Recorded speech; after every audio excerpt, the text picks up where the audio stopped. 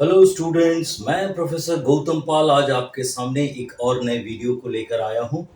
आज जो मेरा टॉपिक है वो है परम्यूटेशन। परम्यूटेशन से को लेकर हमने इसके पहले भी वीडियो बनाए हैं, आप उनको देख सकते हैं। उसी के कंटिन्यूएशन में ये आज मैं दो प्रॉब्लम आपके साथ डिस्कस करूंगा। परम्यूटेशन के कॉन्सेप्ट को पिछले वीडियो में मैंने परम्यूटेशन के कॉन्सेप्ट को बहुत अच्छी तरह से आपके साथ डिस्कस किया है। परम्यूटेशन एक्चुअली होता क्या है और परम्यूटेशन के लिए फॉर्मूला क्या था, वो सारे मैंने पिछले वीडियोस में आपके साथ डिस्कस किया है। इस वीडियो में मैं फिर से आपको बता देता हूं बच्चों, लेकिन इसके पहले आप मेरे चैनल्स को बहुत बहुत सब्सक्राइब करिए, लाइक करिए बच्चों, सो मैं और भी अच्छे अच्छे प्रॉब्लम्स और अच्छे अच्छे वीडियो आपके लिए बना सकूं। ये क्लास 11 के बच्चों के लिए एक बड़ा इंपॉर्टेंट टॉपिक है बच्चों। देखिए, जो सबसे पहले जो फॉर्मूला था बच्चों, NPR, वो था आपका n factorial divided by n minus r factorial. Factorial actually होता क्या है मैंने पिछले वीडियोस में डिटेल में बताया है।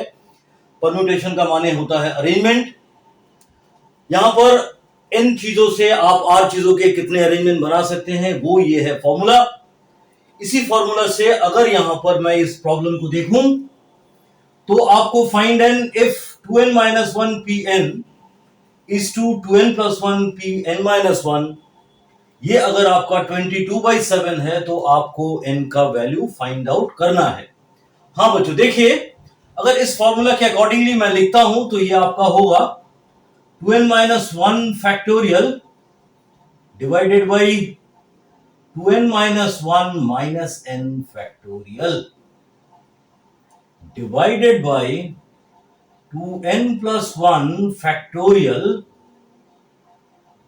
Divided by 2n plus 1 minus n minus 1 है बच्चों, तो ये n plus 1 हो जाएगा फैक्टोरियल इज इक्वल टू आपका यहां पर है 22/7। आप इसी चीज को क्या लिख सकते हैं, देखिए बच्चों ध्यान से देखिए, ये आपका 2n minus 1 फैक्टोरियल है और यहां से n अगर आपका कैंसिल होता है 2n minus n, ये आपका n हो जाएगा और 1 plus 1 2 हो जाएगा, ये सबसे ऊपर चला जाएगा, इसका माने n plus 2 factorial divided by, यहां पर देखिए 2n से अगर n आपने सब्ट्रैक्ट किया तो ये n हो गया आपका, ये आपका n minus 1 फैक्टोरियल हो गया और ये बच्चों इसके साथ जाएगा 2n plus 1 फैक्टोरियल, ये आपका होता है 22/7। ये गिवन है आपको। तो अगर देखिए 2n plus 1 2n minus 1 से बड़ा है तो इसको मैं एक्सपैंड करूंगा, और यहां पर देखिए n plus 2 n minus 1 से बड़ा है तो इसको मैं एक्सपैंड करूंगा। तो देखिए मेरा क्या मिलता है, इसके बाद मुझे मिलता है 2n minus 1 फैक्टोरियल, और इसको अगर मैं ओपन करता हूं तो बच्चों n plus 2 n plus 1 n into n minus 1 factorial divided by, यहां देखिए n minus 1 फैक्टोरियल है और ये आपका 2n plus 1, इसके बाद वाला टर्म होगा बच्चों 2n और उसके बाद वाला टर्म होगा 2n minus 1 फैक्टोरियल पर, इसको मैंने बंद कर दिया और ये आपका 22/7 होता है।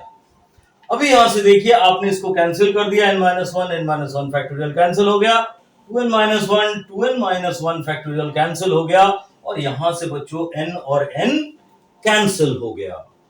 तो अभी आप देख सकते हैं, इसको मैं इधर मल्टीप्लाई करूंगा और इसको मैं इधर मल्टीप्लाई करूंगा, तो मेरा क्या हो जाएगा बच्चों 7 into n plus 2 into n plus 1, ये आपका होगा, ये 2 और ये 22 माने ये आपका 44 हो गया और आपका 2n plus 1 भी हो गया। हाँ बच्चों देखिए, अब इसको आप मल्टीप्लाई करिए तो आपको क्या मिलता है, देखिए 7n स्क्वायर, ये n स्क्वायर हो गया, यहां से आपको n मिलेगा, यहां से 2n मिलेगा, इसका माने आपको यहां से अंदर 3n मिलेगा, 3 7 20, 1n और 2 1 2, 7 2 14, ये आपको मल्टीप्लिकेशन के बाद मिलेगा।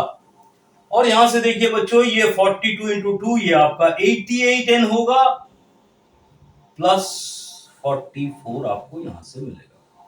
अब आप देखिए इस चीज को क्या लिख सकते हैं, इस चीज को आप लिख सकते हैं बच्चों 7n²।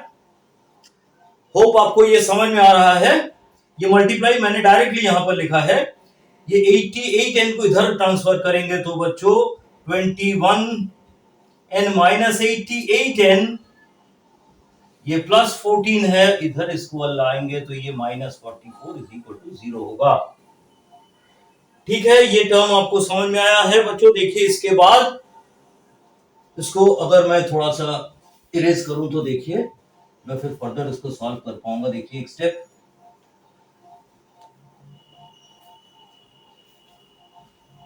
हाँ अभी देखिए ये आपको मिलता है 7n²। 88 से 21 सब्ट्रैक्ट करेंगे तो आपको मिलेगा माइनस 67n, और 14 माइनस 44 ये आपको मिलता है 30 इज इक्वल टू 0। तो अगर आप ध्यान से देखिए बच्चों, यहां पर 7 और 30 है, तो 7 इंटू 6 इंटू 5 है। इसको आप और इलैबोरेटली लिख सकते हैं बच्चों। देखिए इसको 7 इंटू 2 इंटू 3, ये आपका, अब देखिए 7 5 35 इंटू 2 70, 70 माइनस 3 67 हो जाता है। तो आप यहां लिख सकते हैं 7n² minus 70n minus 3n minus 30 is equal to 0। बच्चों ये आपका प्लस होगा, माइनस 70 प्लस 3 67 होता है, माइनस आपने यहां से 7n कॉमन ले लिया तो ये आपका हो जाएगा n माइनस 10, और यहां से आपने अगर 3 कॉमन लिया बच्चों तो ये आपका n माइनस 10 होता है। सो आप लिख सकते हैं 7n प्लस 3 और n minus 10 is equal to 0।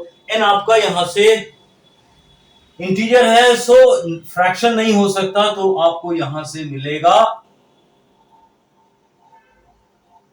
n minus 10 is equal to 0, so this implies n is equal to 10। ये आपका आंसर हो गया। और यहां पर आपका 7n plus 3 not equal to 0 अगर n आपका पॉजिटिव इंटीजर है तो यहां पर ये सवाल को मैंने सॉल्व किया बच्चों, हमने n का वैल्यू 10 फाइंड आउट किया है। अभी देखता हूं दूसरा वाला सवाल बच्चों। आशा करता हूं ये सवाल आपको समझ में आया होगा। मैं दूसरा सवाल आपको सॉल्व करके दिखाता हूं। हाँ बच्चों देखिए,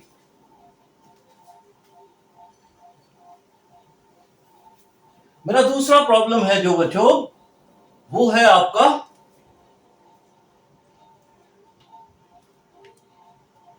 n plus 5 pn plus 1 is equal to 11 by 2 n minus 1 n plus 3 pn। अगर ये रिलेशन है तो आपको n फाइंड आउट करना है। Find n if this. ठीक है, अभी देखिए इसको अगर मैं परम्यूटेशन के फॉर्मूला से ओपन करता हूं तो मैं इसको लिख सकता हूं बच्चों n plus 5 factorial divided by n plus 5 minus n minus 1 factorial is equal to 11 by 2 n minus 1 n plus 3 factorial by n plus 3 minus n factorial। हाँ बच्चों देखिए इस चीज को मैं क्या लिख सकता हूं, n plus 5 फैक्टर को n plus 5 n plus 4 और यहां पर n plus 3 फैक्टोरियल पर मैंने इसको रख दिया। यहां से n और n आपका कैंसिल हो गया, 5 minus 1 4। तो आपने अगर इसको ब्रेक किया तो आप इसको लिख सकते हैं 5 इंटू 4 इंटू 3 फैक्टोरियल, क्योंकि ये आपका 5 फैक्टोरियल था। अभी यहां से देखिए बच्चों क्या है आपका 11 बाई 2 है ये n माइनस 1 और ये n प्लस 3 फैक्टोरियल है, और यहां से आपका ये कैंसिल होने पर ये आपका 3 फैक्टोरियल है। यहां से देखिए ये 3 फैक्टोरियल ये 3 फैक्टोरियल कैंसिल हो गया, n प्लस 3 फैक्टोरियल और ये n प्लस 3 फैक्टोरियल भी आपका कैंसिल हो गया। तो इधर मैं अगर मल्टीप्लाई करता हूं तो बच्चों देखिए आपको मिलेगा n², ये 4n और ये 5n, तो ये आपका हो जाता है 9n, और 5 4 जा 20 हो गया बच्चों। तो यहां से अगर इसको आप कैंसिल करते हैं तो ये 2 हो जाता है। ये 5 माइनस 1 बच्चों 4 फैक्टोरियल था। ये 5 माइनस 1 बच्चों ये 4 फैक्टोरियल है, तो आपने यहां पर 4 फैक्टोरियल को लिखा है 4 इंटू 3 फैक्टोरियल, जो कि इसके साथ कैंसिल हुआ था। ये 2 और ये 2 आपका कैंसिल हो गया बच्चों, तो ये आपको 2 मिल गया। तो आपको इधर हो गया 2 इंटू 11 माने ये हो गया 22 और n माइनस 1 है। हाँ बच्चों, तो आपका हो गया ये n minus n square plus 9n, और यहां से ये 22n आपका इधर आएगा बच्चों, तो माइनस 22n हो जाएगा। और ये आपका माइनस 22 इधर आकर बच्चों प्लस 22 माने 20 प्लस 22 ये आपका 42 हो गया।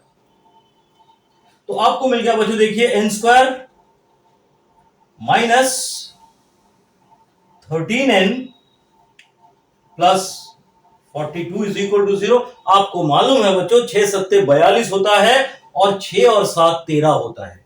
तो आप इसको आराम से लिख सकते हैं। देखिए क्या लिखेंगे आप, n square minus 6n minus 7n plus 44 और 2 इज इक्वल टू 0। अगर आपने यहां पर फैक्टर किया बच्चों तो आपने क्या लिखना है, n स्क्वायर से अगर आपने n कॉमन लिया तो ये n माइनस 6 होगा, यहां से माइनस 7 कॉमन लिया तो ये आपका n माइनस 6 होगा, क्योंकि 6 सत्ते 42 होता है। तो यहां से आपको फैक्टर क्या मिल गया, n माइनस 6 और n minus 7 is equal to 0। तो यहां से आपको क्या मिलता है, यहां से आपको n इज इक्वल टू 6 और 7 मिलता है। जब n माइनस 6 0 रखेंगे तो आपको 6 मिलेगा, n माइनस 7 0 रखेंगे तो आपको 7 मिलेगा। होप बच्चों आपको ये दो सवाल बहुत अच्छी तरह से समझ में आया होगा। इसी तरह के और भी अच्छे अच्छे प्रॉब्लम्स को पाने के लिए आप मेरे चैनल्स को लाइक करिए, शेयर करिए और बहुत सब्सक्राइब करिए। अगली वीडियो में मैं इसी से रिलेटेड कुछ और प्रॉब्लम्स के साथ आपके पास आता हूं। Thank you very much.